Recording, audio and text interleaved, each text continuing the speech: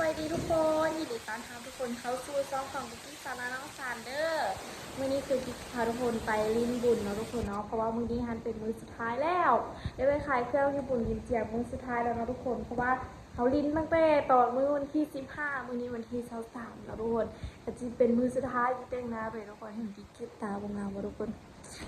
กิ๊กตาครั้งแรกทุกคนโอ้ยอัดประตูให้กิ๊กได้เพลงสิเขา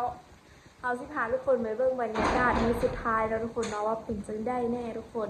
บ่ฮู้ว่าสิมีคนไล่บ่คือแต่ละมื้อเนาะคือสิไปถามไอ้อู้ว่าเป็นจังได๋สิได้ถึงคืนหรือว่าลุกขึ้นเนาะทุกคนเพราะว่าค่าใช้จ่ายช่วงนี้คือแพงแฮงเนาะอยากจะพาทุกคนไปสัมภาษณ์ไอ้อู้นำแล้วก็ไปเบิ่งบรรยากาศอยู่ที่สวนภูเขาเนาะทุกคนอยากจะพาทุกคนไปเด้อนี่ทุกคนตอนนี้กำลังออกไปกับอีแม่ให้อีแม่ไปส่งทุกคนแล้วอีแม่ก็สิไปซื้อดอกไฟมาใส่เงินเด้ใช่ป่ะมึงแม่นเขายังโยนลูกคอดอยู่โยนอยู่หมู่เห่าเขาย่างให้เขาใส่สุดมงแห้งเขาย่างเขาไปใส่น้ำเขาบอกว่าอันไปก่อนไปใส่แม่มึงใส่คืนน่ะเขาว่ากูบ่มีสุดแล้วเดี๋ยวกูสิไปซอกให้ใส่พูดว่าบ่แหละยามบุญกินเจียงฮอดยามบุญกินเจียงปุ๊บนี่ดอกไม้อันข้างทางนี่สิบาทเลยดอกยาฝรั่งนี่เนาะแม่สิเล่าทุกวันแบบนึงนะตะกี้เนาะตะกี้มันก็บ่ฮู้ว่าปฏิทินเป็นแนวเด้อซ้ำว่าสิไปคันแม่นโอ้สิฮอดบุญกินเจียงแล้วมันเห็นดอกอันนี้จูมมาน่ะไปโรงเรียนย่างไปโรงเรียนแล้วมันจูมดอกนะกบดอกยาฝรั่งหรือว่ายาเด้อยาซาบเสื้อนี่น่ะโอ้รอถ้าว่าแม่นใกล้สิฮอดบุญกินเจียงเพราะว่ามันบานมือเด้อแม่นบุญกินเจียงเลยพอดีมันบานแล้วแม่นบุญกินเจียงโลดได้ตอนมันตูบนี่ก็สิแม่นมือคำหนึ่งสองคำไปไอ้ซะแหละพอดีมันฮอดมือ15 คำแล้วแม่นบุญกินเจียงสมัยตะกี้มันสิมีลำเรื่องนั่นของ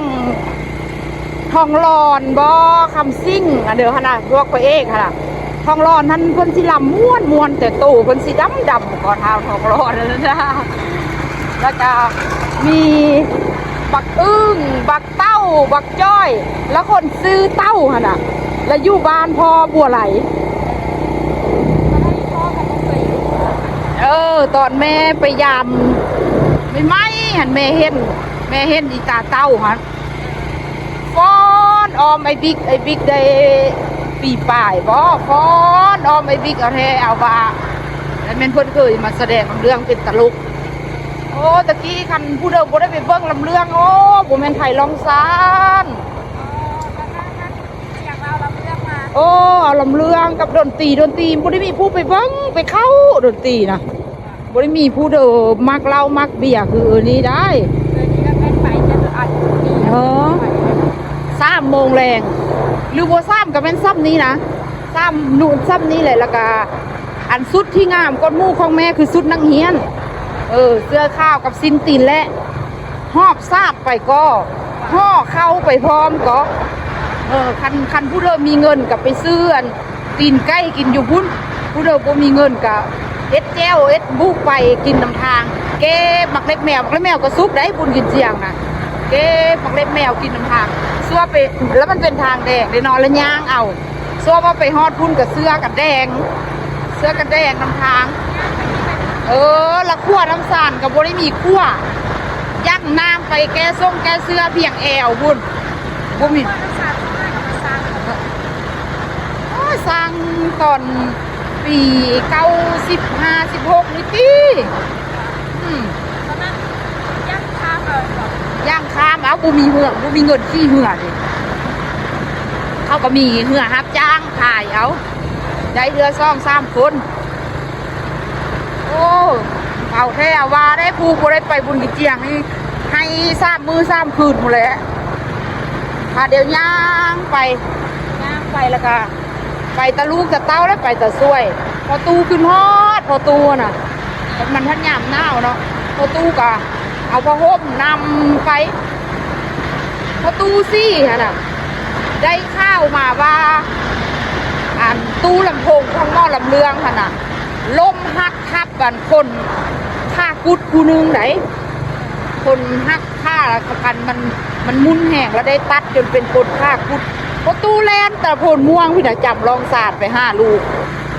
แล้วไม่ได้ซัวซิเราซอกเอาลูกอยู่หม้อลำเลืองบ่เป็นง่ายๆเพราะว่าปู่ซาดจนเต็มเดินโรงเรียนมัธยมเลยเป็นง่ายได้พูดว่าบ่มีเงินเข้าเอาผ้าบัตรออมอีกไงพูดว่าบ่มีเงินกับเป็นลักปืดเขาไม่เข้าฟาดหัวปักลุบลงสิกอพลุงทองอะไรแม่นพลุงทองอะเสียสละเฮอจูแม่ก็ไม่ปาคุณนี่เสียเงินเขาพลุงทองเราเป็นลักเขาความทุกข์นะแล้วก็ พอสบายปุ๊บก็ยุ่งซะเนาะ พอได้สบายขึ้นมาหน่อยนึงก็ตู้ที่กับมืดบุญ อย่างพอดีมีเงินมาค่ะอยู่ รักก็บุญเสียงตะกี้แล้วไปคนนึงคนเดียวบ่ได้สภาพตะกี้มันยุ่งยากเลยสภาพตะกี้น่ะคันว่าเขตใส่สมบูรณ์ละแม่โนเจ้าฟ้าหรือว่าสัตตูตะกี้ขนาดเจ้าฟ้าบางเปล่ายังขนาดโอ้เอากระลักเอาเด็กน้อยลักเอายิงปืนน่ะเดินไปซะแล้วสภาพมันกระเนาะเนี่ยว่าได้40 ปีแล้วมันก็คือนี่แหละเอาแบบย่างมาทางนี้ก่อนมาทางหนาว ตอนไปนี่ไปทางนี้ฮาวเด้วัดกลับแล้วกลับทางหน้าพุ้น นั่งใกล้ก่อน 3 โมงกลางคืนนี่ก็ได้กลับละกลับกันย่างแล้วก็เงานอนโคมต้นไม้โคมค้อนโคมมาเด้อแล แต่ว่าม้วนเนาะสมัยนั้น เนาะ เนาะ มันได้มีโคมมีเทมอีกได้เพราะว่ามันคือ45 คำระเดือดแจงดิ ไปใส่มาเอากะขี่มาโดดเลิกอ่ะยังบ่ฮอดปานนี้ขี่นะแม่น่ะแม่เอากิ๊กสิไปซื้อเครื่องสระผมน่ะวะหนาวทุกคนเลยสระผมอยู่เงินบ่ได้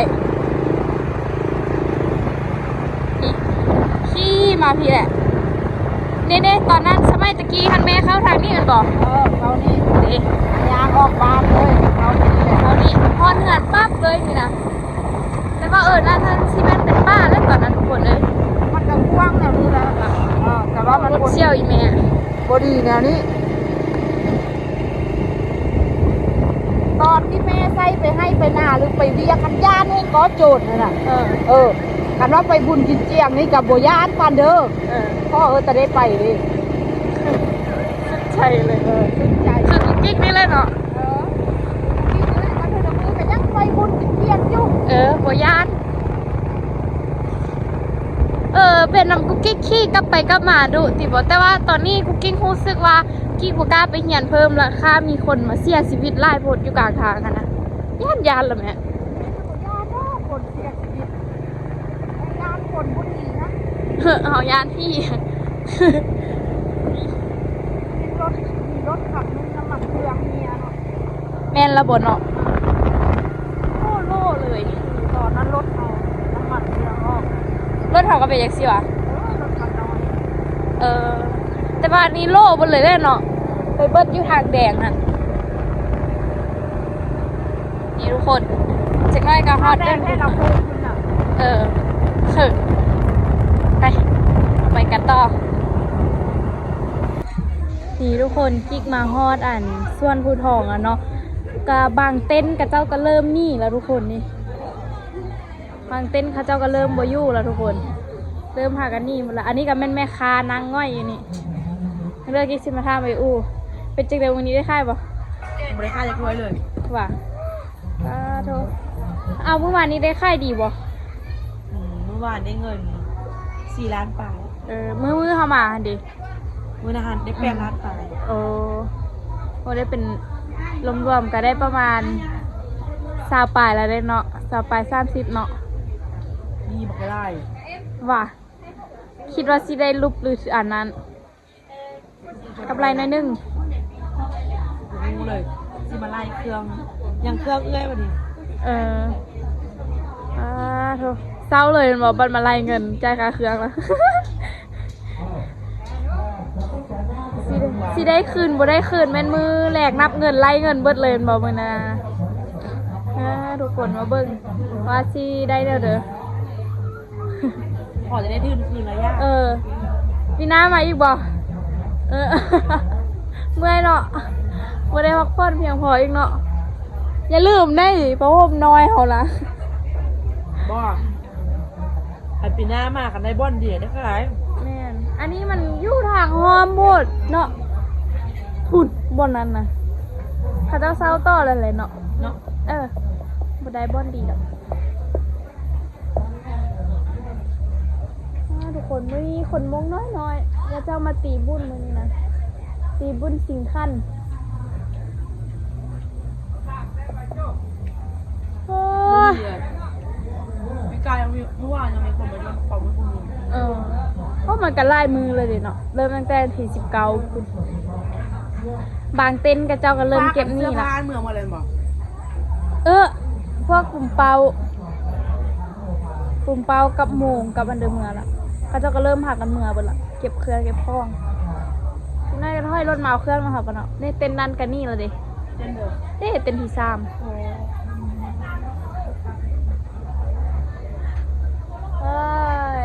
เงียบกิ๊บมือนี้ ต้มน้ำเฟอร์ไป ไปกินที่เมือง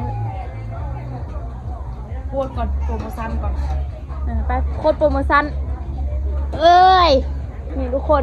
มาเบิ่งว่าสิมีลูกค้าจะคนเขาจะใส่สุดเลยมีทุกคนด้านนี้แมันกลุ่มคนงงขึ้นโยนมาขอเป็นกลุ่มของคนมีอายุละ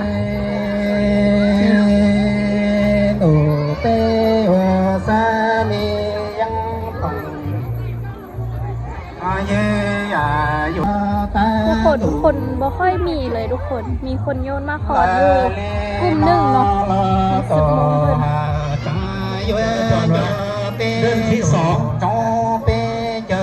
ทอง3เซลเดือนที่1 บ่ฮู้ว่าเพิ่นว่าว่า จอนอี เข้าใจภาษาเพิ่นได้เด้อ เจจอน โอ้ยงามเลย เลยดู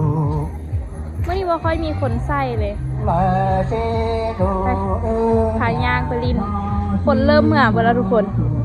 โอ้บาดพีซิ่งเมื่อละไป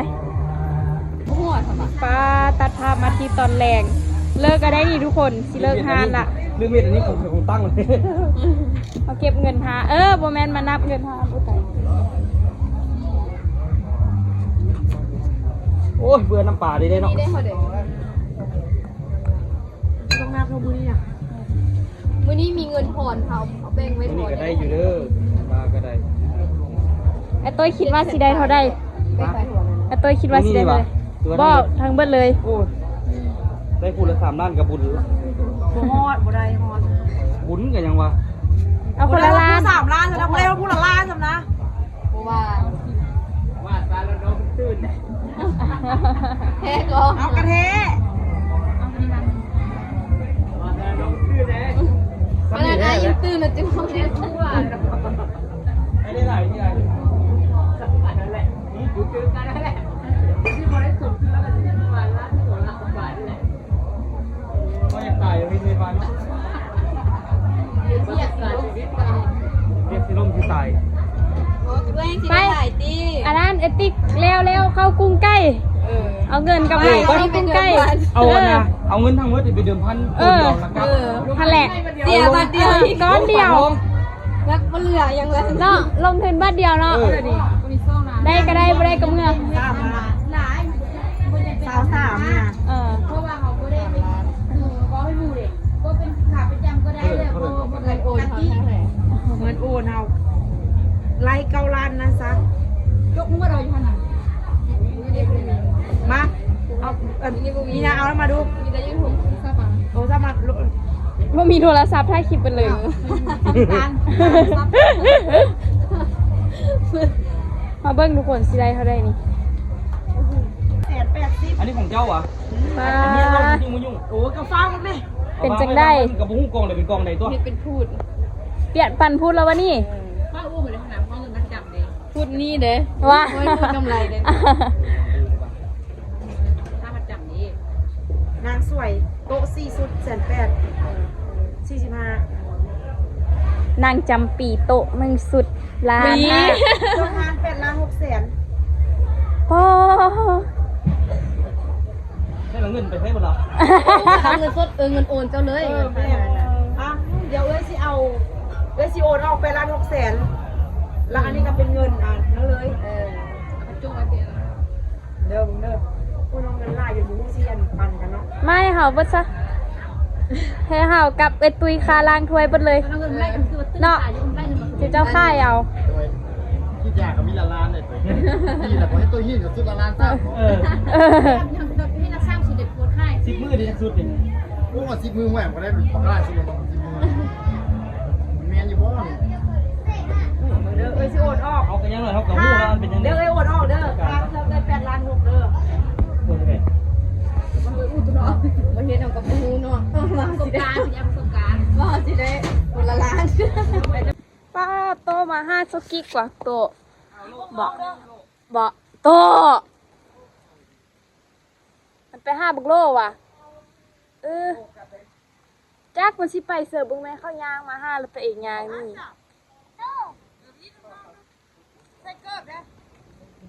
เดี๋ยวน้องไปทำมาเด้อ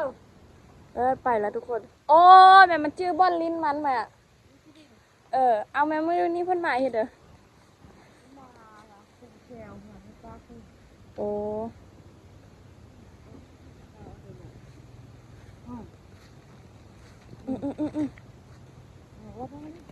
ทุกคนไปค่ายเครื่องมากิ๊กนอนรับเลยวันนี้เมื่อวานนี้ก็กลับมาคำนอนเลยวันนี้ก็นอนเลยทุกคนเหนื่อยล้ามากไปสรุปยอดเพื่อนพากันได้แบ่งกันออกมากับพากันได้อยู่ทุกคนบ่ได้ไล่แต่ว่าบ่คาดทุนแล้วก็บ่ลุบทุนเนาะทุกคนเนาะได้ทุนคืนเนาะปีหน้านี่บ่ฮู้ว่าเพิ่นสิไปอีกบ่เดี๋ยวคลิปนี้กิ๊กไปก่อนทุกคนไปเฮ็ดอย่างเหือนก็เด้อคลิปนี้นะเจอกันคลิปหน้าทุกคนบ๊ายบาย